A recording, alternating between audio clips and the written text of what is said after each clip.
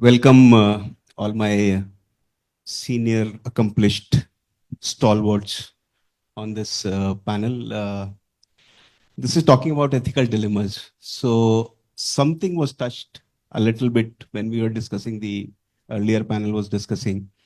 So, the AI, ML, the machines and all that, what had been discussed since morning, uh, is definitely bringing a lot of dilemmas. So, to start with, what I would like to understand for myself and for everyone else, that ethical dilemmas in what all areas are being faced operationally.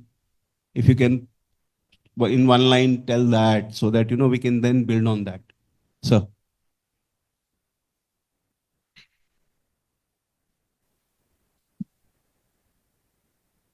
To put something in one line, is really probably the most challenging.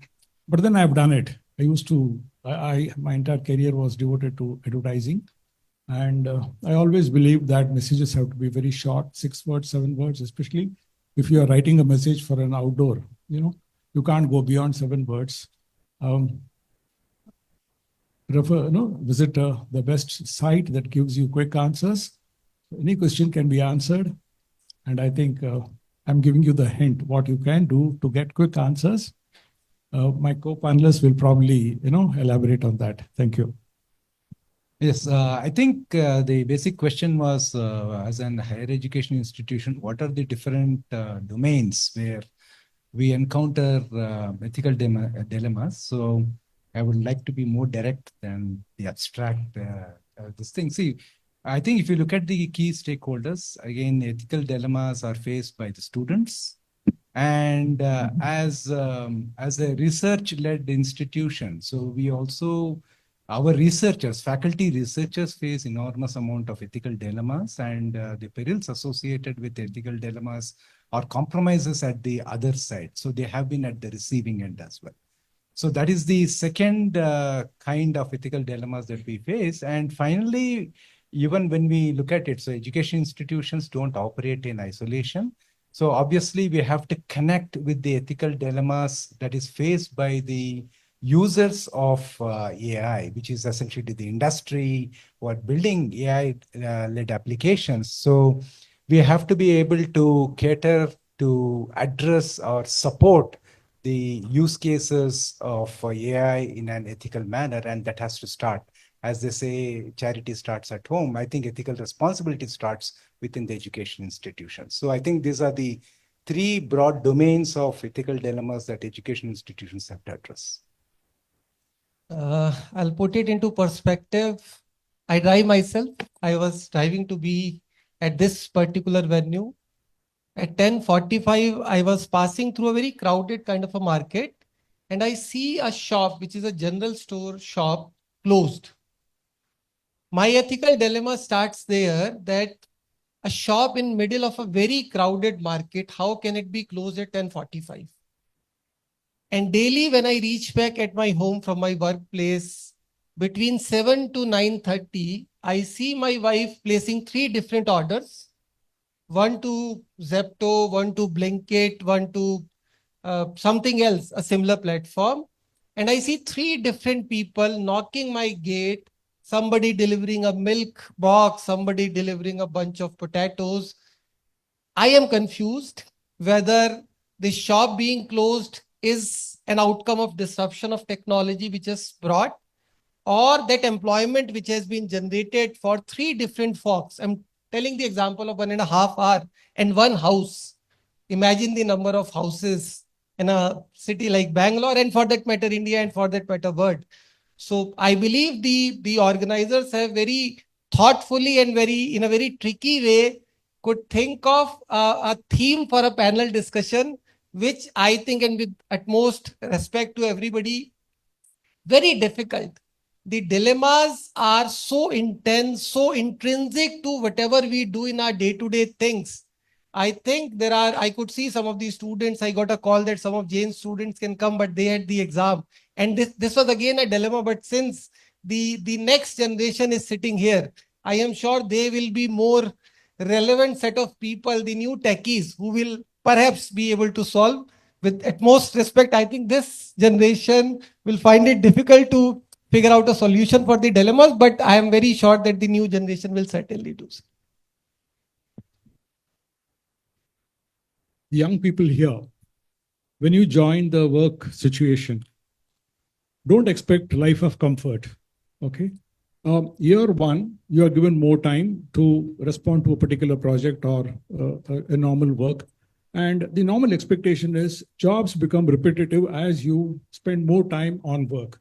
You may change companies, but work that you were doing, say, 1 hour or 10 hours or 5 hours can get reduced to 1% of the time that you were using previously. And over a period of time, what you do becomes very irrelevant from an employer point of view. It is taken for granted. And 90% of the time is supposed to be spent very creatively, something new. So an employer's expectation of an employee and the organization keeps changing. There is demand. Now, you should not think that it is exploitation. It isn't. The mind gets attuned to do very normal things. When you drive first time, whether it's a two-wheeler or a four-wheeler, you are extremely cautious. But then when it gets habituated, you go to office, you are not applying your mind at all. It becomes very automatic. You use your mobile, you talk on telephone. I mean, it's not ethical, it's not legal, but then you continue to do all your normal functions and still reach office. So also when you go into workplace, the time that you invest in year one to do X type of work gets reduced by more than half, and your employer expects you to take more work because the time that you require to complete a task gets reduced and more jobs need to be added. And that is how you justify your own requirement in an organization. And whatever technology that may come, and you're supposed to embrace new technology. There is no question of ethics or being non-ethical. Nothing. There's nothing like that. Technology is for you, for all of us to benefit and gain from. We have to embrace technology to the best. It's a teacher, student, employee, just everybody, to make somebody's life comfortable. So technology, you like it or not, it has come. It is part of the system. We all have to embrace, take advantage, deliver faster, cheaper to survive in a competitive world. Thank you for that, Professor. When coming back to the institute you are running and the ethical dilemmas, my question when I asked was that in what format? I mean, is ethical dilemmas are faced when students come and submit their assignments, which we were discussing, or the ethical dilemmas are faced when the teachers are teaching, using AI, not using AI, or when you are using AI in your administrative things where you are, using big data. What is the sanctity of that data? What is security of that data? So essentially that is what it is. So my question is that how are you ensuring that AI-powered systems and big data analytics are used in an ethical and transparent manner in your institution, sir? We can start with Dr. Jain. The day from typewriters, handwriting to typewriters to computers, okay? How did we evolve? Why did we use all that? So, and now you don't need to even write lengthy letters. You got to key in certain sentences and you get your answers. Now, I don't see anything unethical about it. You get beautiful answers, and which normally would have taken one full day, you get it in 5 minutes, even before your question is answered. So what is wrong about it? Now, the question is, you are looking for original answers in a student project or in a teacher's class. That is something which we can't dispense with. There's no substitute to that. A student to survive in life, you got to be original, but there's nothing wrong in doing a reference. This is what even people in the past have done. Doctors have done, scientists have done. So reference to past studies, past experiments is not wrong, but taking it forward is something. Using the past studies and past research outcomes is, I feel, 100% ethical. So especially in our universities, because majority of the students are here, whenever you are going to be asked to submit an assignment, So you are submitting an assignment, whether it is copied or original, it is very difficult to identify it by the teachers. So when a teacher is going through your assignments, then again, at present, whether you are going to make use of your the assignments, the projects, the thesis, especially I am talking about the research aspects. Forget about the assignments that's in the classroom. So when we are talking that's about the research, the researcher is collecting the data. Say for example, that is in the case of the big data. So especially when they are collecting the data, whether it is original or fake, how to identify? So even many times, yes, we know very well as a research guide, the lot of data is the fake. So when it is fake, then when we are going for the analysis of the data, ultimately we will get the wrong results. So as a student, as a teacher, we have to teach them what is ethical and what is unethical. So almost all the guides and the research scholars, they are in dilemma. Because even as a student, as a research scholars, when I have prepared my questionnaire, when it was distributed to all the clients, say for example, the random sampling. So when we are distributing the questionnaires, the majority of the people, they are not going to give an answer. So we will not get back the questionnaire. When the researcher is not getting back the questionnaire, minimum 70 to 80% of the questionnaires or the data he has to get. Otherwise, he cannot go for the analysis and he cannot go for the presentation of or submission of the thesis. Under the circumstances, the research scholar as well as the guides, they have to go for the compromise. When they are going for the compromise, the problem is going to arise. Say, for example, that's in the case of the public health. So we are collecting the data that is about the public health. So whether we are going to maintain the privacy or not, because especially at present, the majority of even the people, those they are involving that is in the surveys, they are also thinking so seriously whether to give the data or not to give the data. Even many times when I am going to be asked to give the data, I too also I will give the wrong data. So why it's happening? Because fully knowing well, I am not doing the ethical issues. So when we are going to address some of the complicated issues, because especially when we are talking about the privacy, so I need to maintain the privacy. I have to give an assurance that is to the survey people, those they have been involved that's in the survey, I have to maintain the privacy. I am not going to disclose your data. Then once again, they will come back. So as many as students are here, you are all facing this type of the dilemmas that is especially during your research. Thank you. Yeah. See, I think even in the last panel discussion, especially from a student point of view, it was pointed out that it should never be viewed as the use of these AI tools as part of the classroom experience or learning experience. It should never be viewed as a cat and mouse game, right? So it's a no-win situation, right? And so one of the things that we attempted to do is to actually try to reason why, while these are all productivity enhancing tools, and like the announcer said, if you have the submission that's coming up in 1 hour, then maybe that's probably the only resort. But having said that, the reason why we try to motivate them to do the things on their own is to be able to validate what these automatically generated responses are doing, right? So, for example, even the previous panel discussion, right? Generating software is now a click of a button, but then the code it has generated, right? So I'm sure if there are any programmers here, now there are some exception handling code that is being given there. Now, do we even understand how the exception handling works, right? So if you don't know how that piece of code is working, what is the fun in taking that and submitting it? Because at the end of the day, the objective is to ensure that you know how that piece of program works, right? So it is not going to serve any purpose other than getting you that piece of grade, because at the end of the day, even if you crack and enter into the job market after on the basis of these quote unquote inflated grades, right? How is it going to help you in solving real problems, right? So when you talk about generating production quality code and so on, so the code that it generates is hardly production quality. So you should know how to tweak that.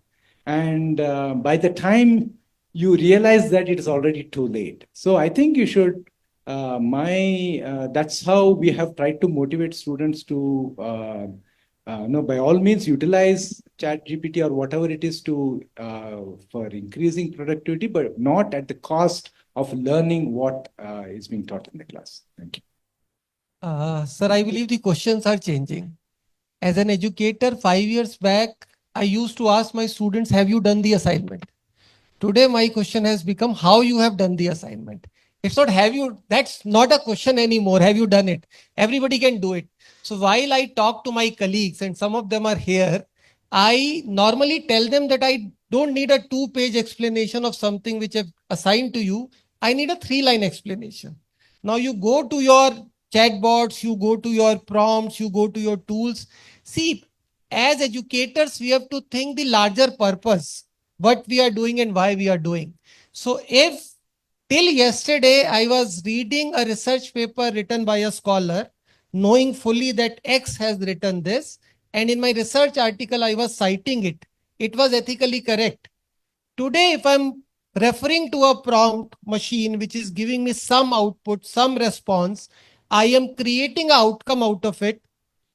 I think as long as I'm able to cite it, that it has been generated through a DeepSeek or a Llama or a Gemini or a Chat GPT, plus I'm able to explain what I've learned out of it. I think it's high time as an educators, we also have to open up our minds. We always teach our students that you have to think out of the box. I think for the first time, the teaching community is being challenged, all of us, that we tweak and we innovate in how we assess these students. Rather than giving them answer sheets to write, it's more of the explanation part. Because if the child has understood, for me as an educator, whether he understood from a chat GPT response or from a book, and when we talk about books, while I was studying, I was finding it difficult whether Koth is right for normalization or Navate is better for 3-tier architecture. Whether it is Yashwant Kanitkar or Bala Gurusamy, we have to be a little empathetic. They are stuck between tutorials.com versus Geek for Geek or something like that. The landscape is changing. We should be open as long as the end outcome of teaching learning process is attained. We should be a little open-minded how that output has been generated, provided they have learned what they wanted to learn or what they were supposed to learn. Yeah, Professor Janardhan, definitely. Allow students to write the way they want. A good teacher will randomly call students, one of them from bench, fourth bench, third boy, come on the stage, explain what you have done. Read out if you can't, and then again ask a question from within with a twisted way, so that if the boy or girl has really understood, he would have done references, done whatever, even a little non-ethical thing also. It's okay. But then if he has gone through the process of learning by spending 1 hour, 2 hours, or 3 hours, I think he deserves some kind of a support and understanding from the class and from the teacher. That is one.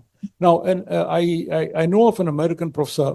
He had to send me a 1-pager on some particular document, and I counted. There were only 4 lines in the top, 1/3 of the page. Bottom, there were about 20 lines, and there were 40 citations. Every word that he had used from somewhere, it was cited or attributed to somebody. Now, that is integrity. Intellectual integrity is something which we can't allow our young generation to sacrifice. Please don't do it. But to get motivated, to get inspired, do references, do a lot of reading. I used to use the thesaurus in addition to a dictionary when I started my career. Okay, so today, you're all have the liberty to construct lines, sentences, and paragraphs and essays. But then it should not become a habit or a shortcut to success.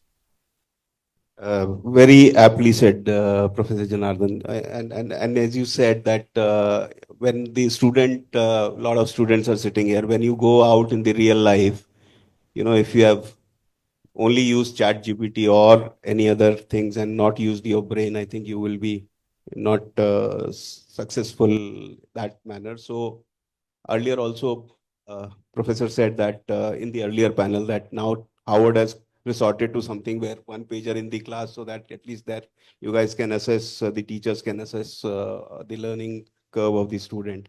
So taking this thought forward, these are all wisdom-driven decisions by the faculty, right? Whether the student has used, not used. But because as in every domain, when there are, walls created, the policing is done, even dacoits come, right? So even then for that, you need to have technology, so disruptive technology. So my question is that, are there resources which are being provided to help faculty navigate the ethical implication of AI, big data, disruptive technologies which the students are using? Are there anything, or how do we, empower the faculty to, teach in these tough times? So anybody want to take that question? Yeah, Dr. Tyag. So it's a very good question, but the thing is, I think last 6 months back, the Higher Education Council of Karnataka, they have organized the Vice Chancellors meet, in which even we have been discussed that is about we can give the books that is to the students even in the examinations also, because it has been already practiced in some of the countries. So our higher education minister said, this is not a good time for that. We have to deliberate and discuss that is about it. So as you said, there are observers, there are invigilators, there are squads, but even then some of the students, they are involving that is in such type of the cases. But only the thing is, we have to train the teachers. So whether the student is involving some of the unethical activities, that is from the beginning. It's the duty of the teacher. He has to take such type of the students and they have to train properly. Because when the student is involving in unethical activities, it is the duty of a teacher to train them, to educate them. In fact, even I am of the opinion that almost all the students, they are in dilemmas. Am I right or wrong? Almost all the students, they are in dilemmas. Say, for example, after SSC, whether to go for the commerce or science or arts or BCA. So, like that, the whole education system, especially the stakeholders, they are fully under dilemma. So, it is the responsibility that is on the part of the higher education institutions. So, we have to help the students, we have to support the students. Finally, I am of the opinion that even our higher education institutions also, they are also in dilemma. Say, for example, just I will give one example. Each one of us, you are expecting the quality higher education from each and every institution. Whether is it possible or the higher education institutions, they are providing such type of the education or not. So therefore, even as a student, you are searching only for such type of the educational institutions. Finally, you are going to take admissions. After taking the admission, once again, you will feel back. So I was also under dilemma. Then again, I have been failed. Why I took admission for this particular course or for in this particular college. So such type of the dilemmas, they are very common. That is among the students as well as the teachers. So I hope this summit is going to help the students as well as the leaders of the higher education institutions to think so seriously that is about some of the ethical issues. Thank you. Thank you, Dr. Tyagaraja. Dr. Sagar, you would like to say anything on this? Sir, multiple aspects are there. So when I look at the tool per se, so if we talk about the tool, I believe the most reliable tool that we all look at is Turnitin. And even Turnitin says that below 20%, there's a possibility of false positive. So I'll not be able to comment upon whether the response is generated by a chatbot prompt or something else. But I will be very honest, brutally honest to the student community that even Turnitin is defiable. So the responses, the reports that they generate, which shows that the response sheet that they have created as a below 20% generative AI component, it can be defiable. So there are multiple paraphrasing tools. Again, we have to come to the factual understanding, and I look at it being a father of a growing child who is into teenager stage. I feel this technology is at a stage where in next not long, but maybe 1 year, maybe 1.5 year, less than couple of years, this will enter into a teenage phase, and our advisories and guidelines will have to be turned into the regulations. It will evolve. So today, if anybody makes a big statement, it's a little harsh. So this child will become a teenager. The rules and regulations will come into practice. I will get to know that if I cross a red light, there is a challan which I have to pay, and eventually the process will evolve. One. Two is, best to my limited understanding, at this age when they have done their +2. I'll give you another example. The school today gives an assignment to summarize a book called Psychology of Money. I'm just taking an example in 250 words to a student of 7th grade. And a 7th grade student today knows he has to go to ChatGPT, give a prompt and get the answer. We are living in that era. So I believe rather than we start educating these children who have the access to great things, it will happen if we start doing it at a middle school level. From 6th, 7th, 8th, when the syllabi changes and all those things happen, then we have to create very robust structure. And those structures will evolve. It will take its own time, but we will have to come to a policy, the phenomenon that if you break the red light, there is a penalty. That's how the process will evolve as to what I understand, sir. So this brings to my other question, and that is aimed to Professor Chandrashekar, that what are the technological interventions which are available or possible to help in ethical compliance? And I think at IIT Bombay, I mean IIT, this area, there has been some research, and we would like you to share that, please. Thank you. Thank you for asking this question and taking the heat off my post students. So I think the objective is definitely not to pinpoint and belabor on that point. So I'll kind of slightly change the tack on this one, because we should understand that these ethical dilemmas, and I think even the title of the caption doesn't say it is limited to higher education, because these dilemmas which are caused by AI, big data, and other disruptive technologies is faced all around. So I'm going to, even if you just step out of the education institution context and go into the application areas, go to the industry, right? So there are so many industries, everybody is embracing these technologies. Now, they themselves are facing so many ethical dilemmas along the way, right? You take about the BFSI domain, right? So they are dealing with all kinds of data, all kinds of information, deep information about their customers, about the clients, and so on, right? So there are ethical dilemmas that are being faced all across, all around, right? So you take, we talked about healthcare.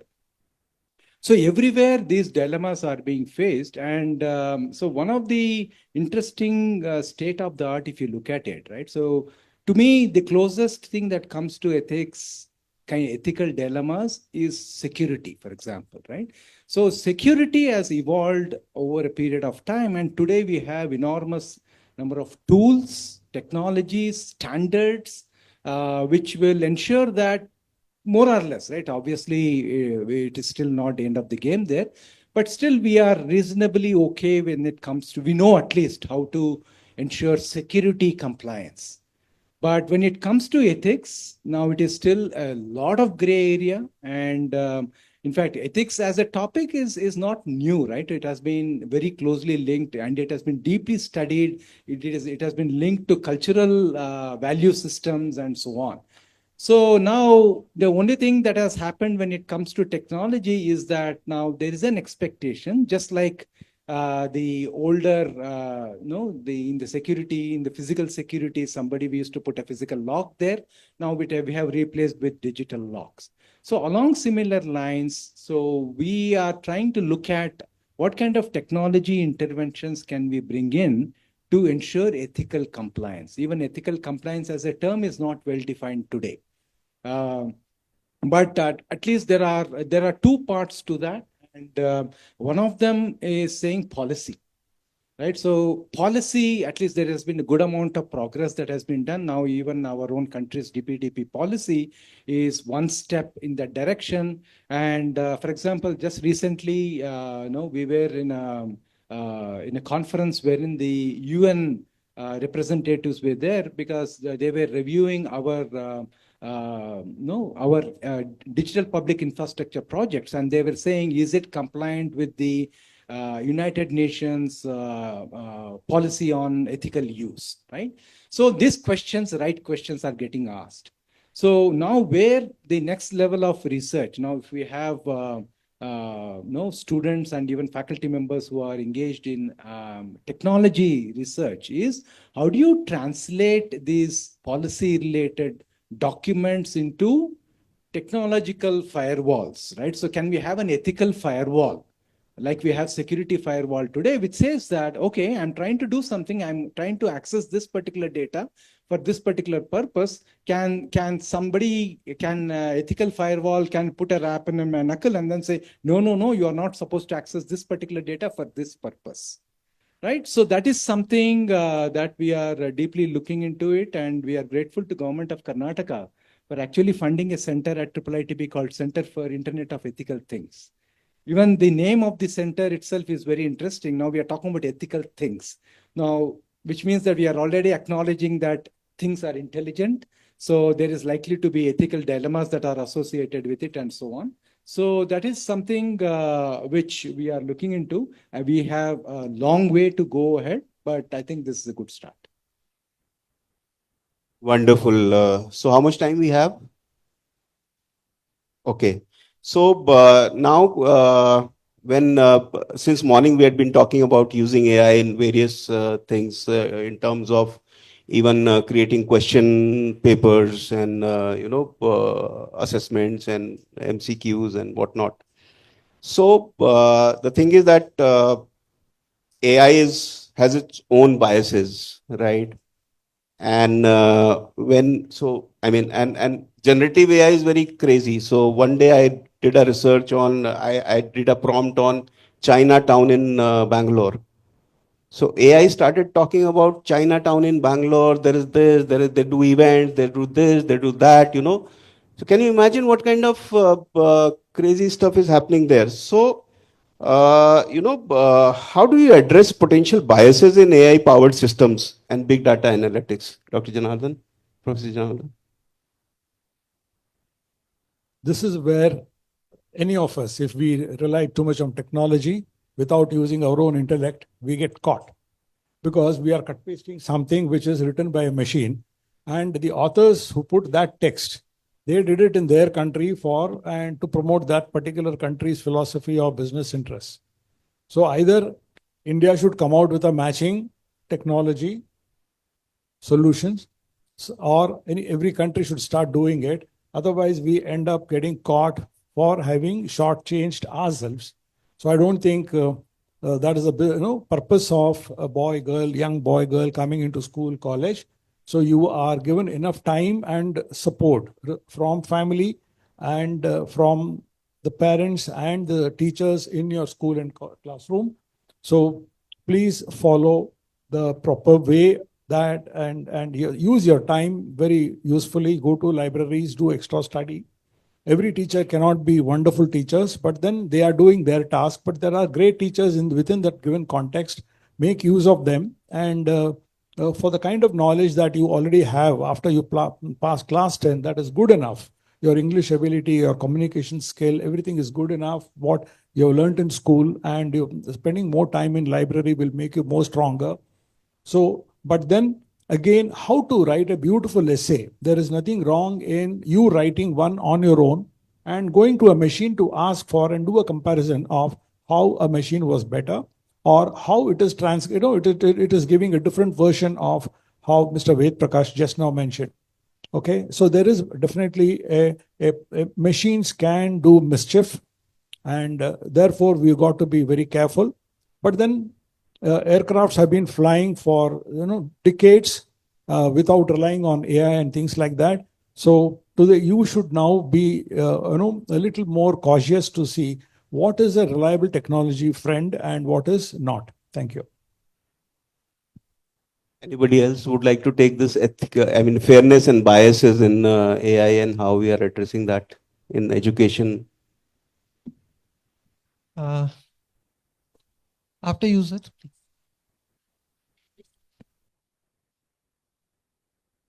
So very recently, we have started using AI that is in the classrooms. So first of all, as our the General Secretary of the AIU said, the capacity building, the training for the teachers is most important. So when the teachers are going to be trained, that is in the use of the AI that's in the classroom, either for the teaching or learning, including the research and innovation activities.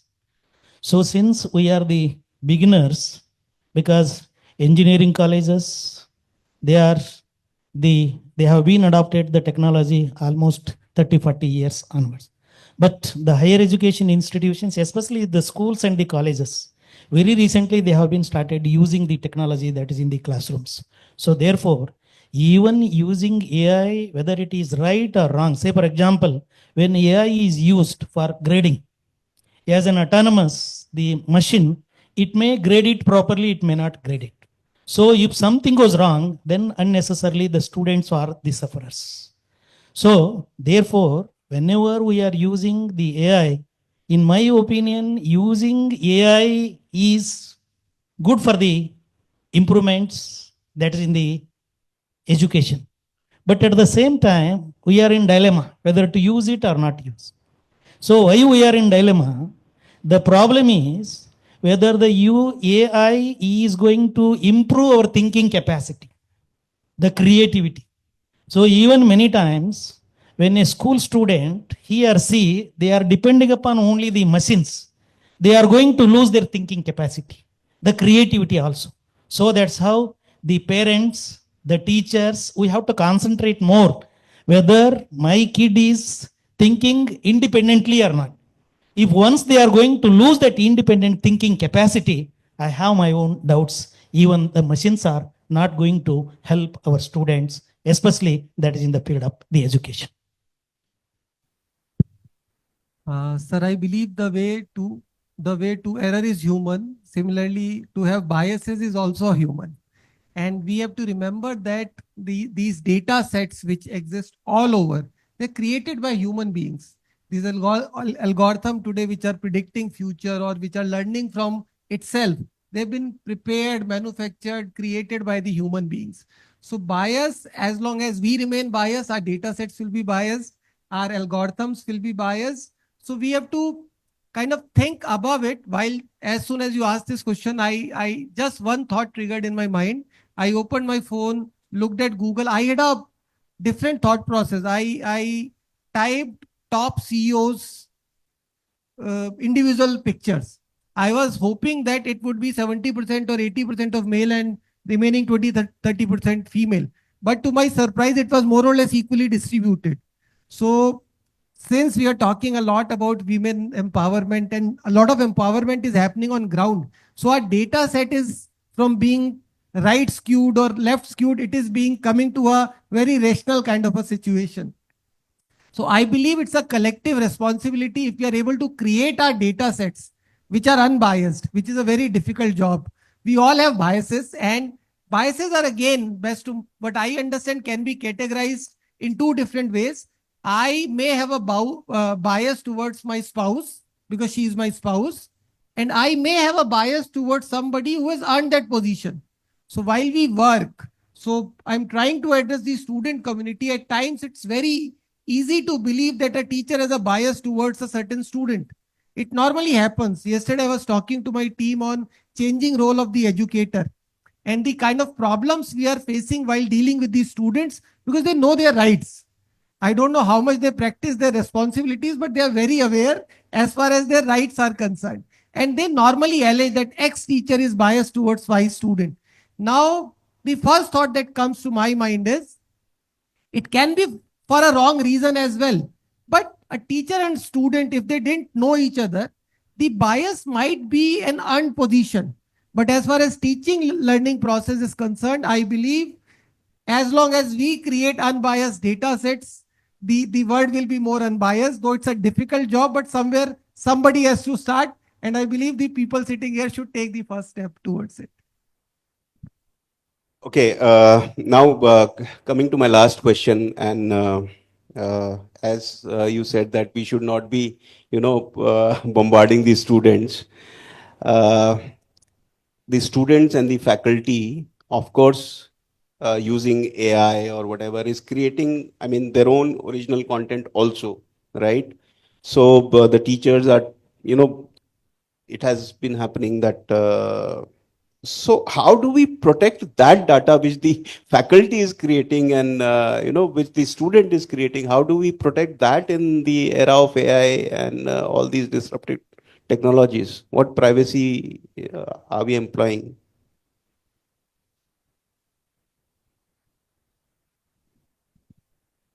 No, I think I think that's a very good question. So there are multiple aspects to that as well, right? So even when you talk about ethical use of AI within education institutions as well. So one of the challenges is that now we are all very privacy sensitive, right? So we talk about that, and gone are the days where we used to display the grades on the notice board, right?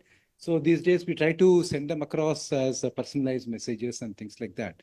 But having said that, there is always this balance that we have to strike. If we want to get deeper insights, we need more access to the data. So that is where I said, so this has to be balanced with a very sound policy, saying that if we want to access certain data and do something with it, the purpose has to be linked with it. And so that the right people get the necessary access to the right data. So which means that there is this additional dimension of responsible use that has to be brought in, which is not addressed by the traditional security systems. Security systems used to talk about role-based access control. So it used to say that if you are in that position of authority, you will have access to do whatever you want, right? Now, that has to be now tempered with additional dimension called responsible use. So I think that is the new element that we have to bring in to ensure that many of these concerns are also addressed in the ethical usage of information. Okay, so I would like to conclude with this last question of mine, and sir is also sitting here. So I think because Professor Janardhan said that all students should be ethical, right? And huh? All yeah. I mean, yes, we are talking about higher education, so students come, but all human beings should be ethical, and you know. Unfortunately, the advent of Gen AI has brought into all these conversations where we are talking about cheating, plagiarizing, and all that stuff. So, as Dr. Sagar said, that they should be taught how to use AI right from class 7 or class 8 or whatever, class 6. But unfortunately, students who are currently in the colleges, they didn't have the privilege of being taught right from the childhood, right? So if the end objective of all higher education institutes are to create productive citizens of the society, so if they have suddenly been bombarded currently and they have not had a history of this, how to handle it, are we as educators, as policymakers, trying to teach the students how to use the AI ethically, responsibly, and that's what I want your answers from, please. Dr. Janardhan. Whenever a new technology comes in, good institutions do adopt it, and not only adopt it, but they also ensure that sufficient training is given to the teachers. So teachers in turn, go to the classroom and try to educate and tell the current crop of the students on what technologies have come and how to use it. Now, this is one part at the higher level, what you mentioned. Now, there are instances where schools have started adopting, and first time I thought it was a little weird. Kindergarten children being exposed, class 1 students being exposed to lessons in AI. So this was probably, I thought it was too fast, things are happening and all. But then if every school starts doing it, and in a little by little, if they start doing it, and computer labs, parents expect, teachers are also comfortable, schools are comfortable. So it is becoming a policy. And so AI, etc., is being taught from that lowest level. And 5 years from now, everybody will be AI savvy. So I don't think we should be so apprehensive of a new technology that is coming. Now we use English, which was definitely not our mother tongue. And, our day-to-day existence depends on a foreign language, and it's become part of our life. So also computers came in. Again, we have become computer savvy. And within this, there's a lot of new things coming. We don't know today AI, tomorrow something else will come.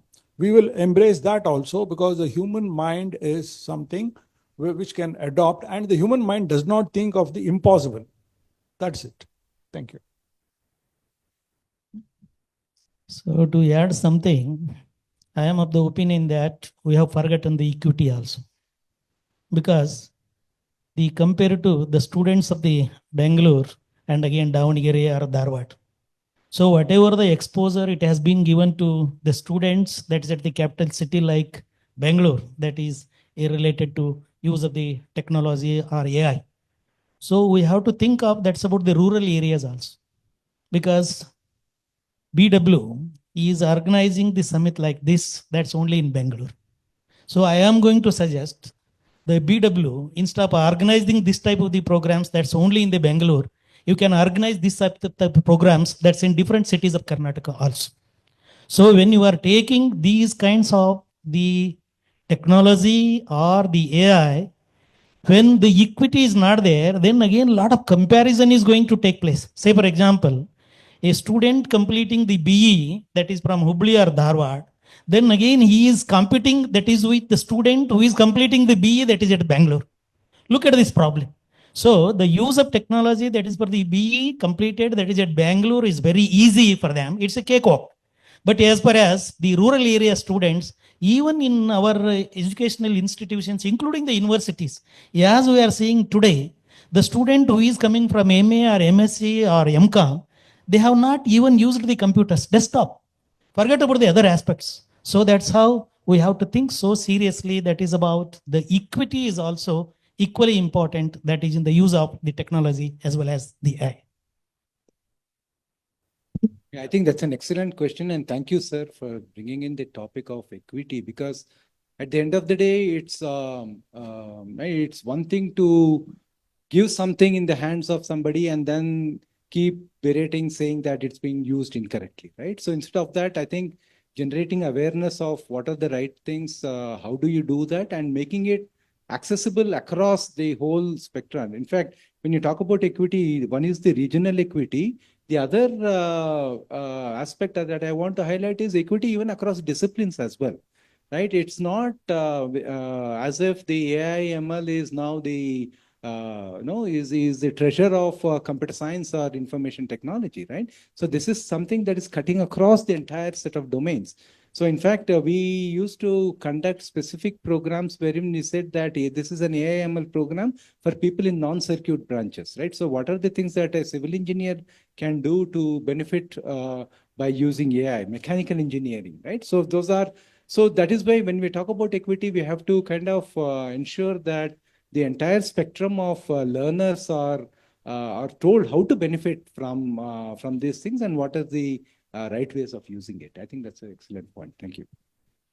Sir, I'll come to the original aspect that how the whatever may be less, but whatever is the original amount of knowledge, how that can be protected. And let me appreciate Government of India has done a great job. Today, if I want to file a patent, today if I want to get something copyrighted, there's a very robust framework that it is validated on novelty. If something has been done, my patent filing will not be approved. All those things are there in place. But again, when we look at the global perspective, I think if I remember correctly, and if my rote learning is still working fine, it was 2021 when UNESCO came up with a regulation on AI. The ChatGPT was not even born that time for the public masses uses. And there was a memorandum which was signed by 180 plus countries to use AI ethically, responsibly, and all those things. Apparently in 2024, there was a survey conducted by UNESCO again, which reflected upon that 1% of the countries could not explicitly state that we are AI mature as on date. So that maturity will come with a span of time, with multiple failures, multiple setbacks, multiple things being rejected. But as far as protecting the contents is concerned, which are the original content, I think Government of India has done a great job, and there is ample ways to protect the original content in form of copyrights, trademarks, and patents and everything. To add to the discussion on equity, if you read newspapers, the cybercrime victims are 5 out of 10 IT literate people. So just to share with you, Professor Tyagaraja, that BW is streaming this live. So anybody across who has access, and it is also on YouTube. So this content would be always available for people to, that is our endeavor. And yes, of course, taking your thought forward, we would try and penetrate deeper into the, sir, yes. Our discussion was very beautiful and the issue is very serious. See, we started our education system from Gurukula system to here. How we are monitored? We are monitored in a different manner. Last 3-4 decades, education, plagiarism, copying, copyright. Many of the students don't know that what is copyright, first of all. And we don't have the system, I'm telling to Dr. Kumbar also. We don't have a mechanism of the students monitoring and feedback. No teacher will take the feedback of student. Whether he's doing AI or conventional writing or his notes or he's delivering goods, we are not monitoring the students in class. Whatever I dictate, whatever I tell, he will take the notes, whether right or wrong, nobody will see. He considers that it is right, whatever is written. Let them check with their efficiency what is written. Now you go for AI and check your answer, what you are written in your book. And that has to be monitored by a teacher. What is the duty of a teacher? Not delivering the lecture 1 hour. And as a professor, I myself has to monitor the student. That's how we have put a classroom of tutorials. What does mean? Tutorial means what? Tutorial, many teachers are leave the holidays. Classrooms are vacant in tutorial class. Tutorial class is for the teacher for 1 week teaching what is taught to the students, as to monitor and counsel the students what he has learned. There is a student, as the Kumbar mentioned, that equity, region-wise.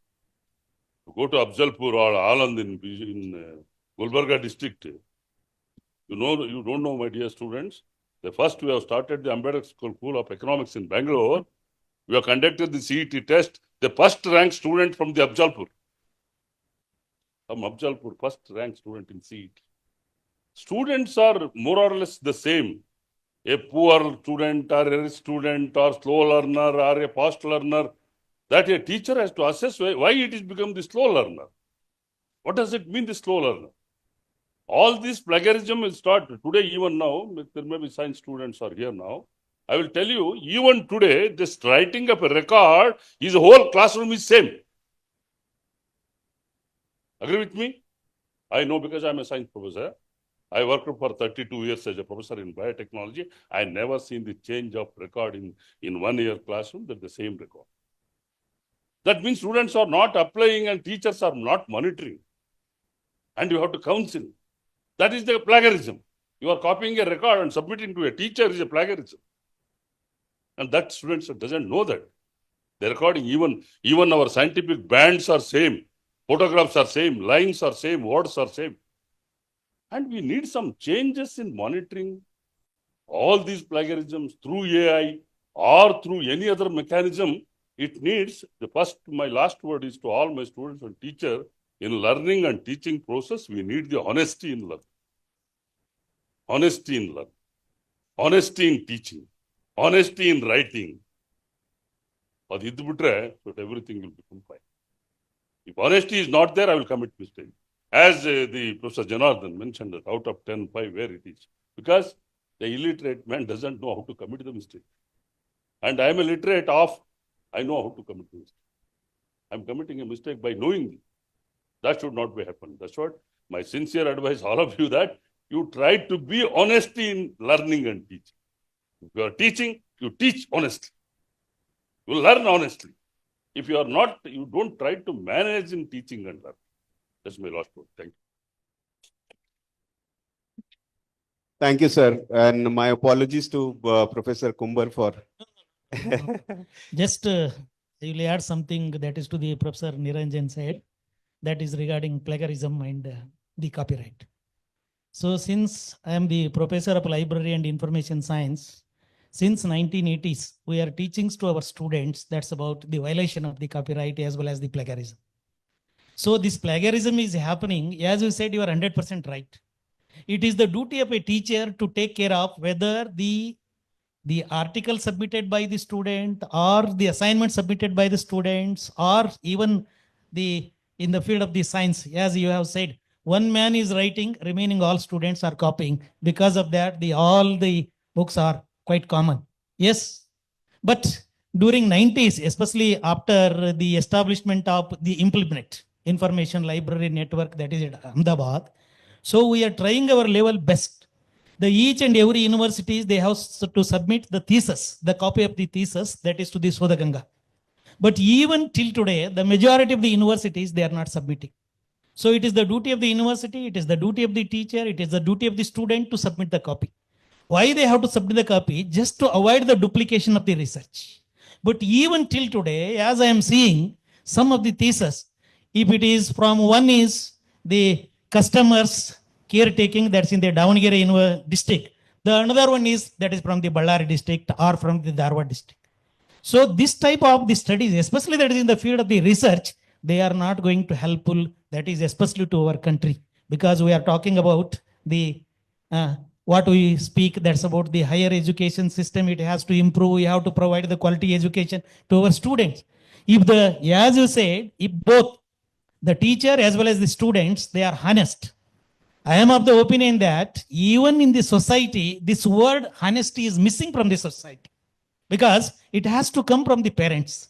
The parents, they have to teach that's about the honesty that's in the house, because everything cannot be taught that is in the classrooms. So if that is the case, then we can overcome this plagiarism as well as the copyright violation. Especially copyright violation is too much that's in the India, because the intellectual property rights, they have been started thinking about after 1990s. Even the UNESCO also, it has conducted a survey, but a lot of the violations are going on. That's in the third world countries like India. Thank you. Thank you. Yeah, Mehaji wants to ask a question. Yeah, you can take this. So to add to what Sir has said and what Dr. Kumbar has said, so I'll give you a very small example about even before AI had come in. It's a matter of intent. So my niece, who was in class 8 in 2010, she very proudly, wrote a 5 or 6 page essay on the causes of 1857, etc., because that was in syllabus. And she decided to come up with her own essay, reasoning out, etc. And the teacher cut out all the 5 pages, saying that this will not get you marks in CBSE exam. So you have to underline those specific keywords.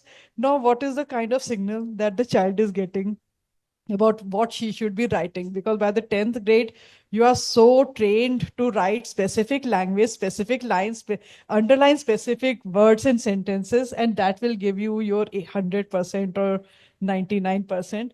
But that child got the message very succinctly in 8th standard that you are not supposed to be writing your own original thought. So just a very brief example. Yes.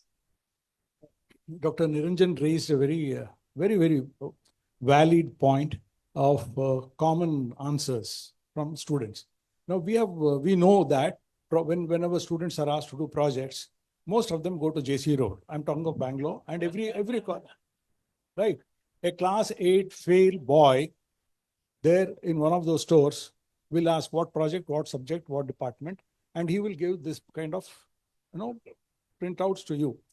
And the students bring, sometimes they even forget to change the original author's name and put their name. So they get caught. University knows this, government knows it, everybody knows it. Now, can we keep quiet, or can institutions, enlightened institutions, do something about it? We at Dayanand Sagar University, we thought of a different solution. We brought in the concept of innovation and entrepreneurship on the day that government of Karnataka gave us the license to start a university in Bangalore. We promised parents that your children will study in a good environment, and they will talk of a project that they have conceived and they have worked on, their teachers and outside experts becoming mentors to them. So there was no need for going in search of a project outside. So they do a real project of their own choice, and or from a menu given by the college. Now they work on it. 5 or 6 students or 10 students join hands. They work on one common project.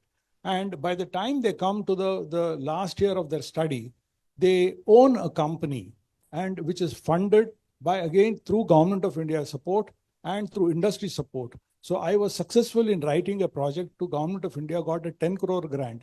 Responding to that, 12 companies established labs in my company, in my campus, without a dollar or a rupee changing hands. And all of them are multinational companies. 4 crores and 4.5 crores money came from corporates.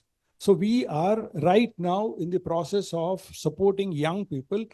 Dream of your own idea, convert that idea to become a working model, and prove that there is somebody who will buy your product or service. You will be funded. So the seed fund also is coming, and it's happening. It's working very well. So it is, we always know problems, but how do we solve problems? That is where institutions have to work on, and that will bring satisfaction to teachers, parents, community, everybody. Thank you, business world. You gave me an opportunity. Thank you. So my takeaway from this panel is that ethical dilemmas are all sorted in era of AI or without AI when we live with honesty and integrity. So that is the bottom line.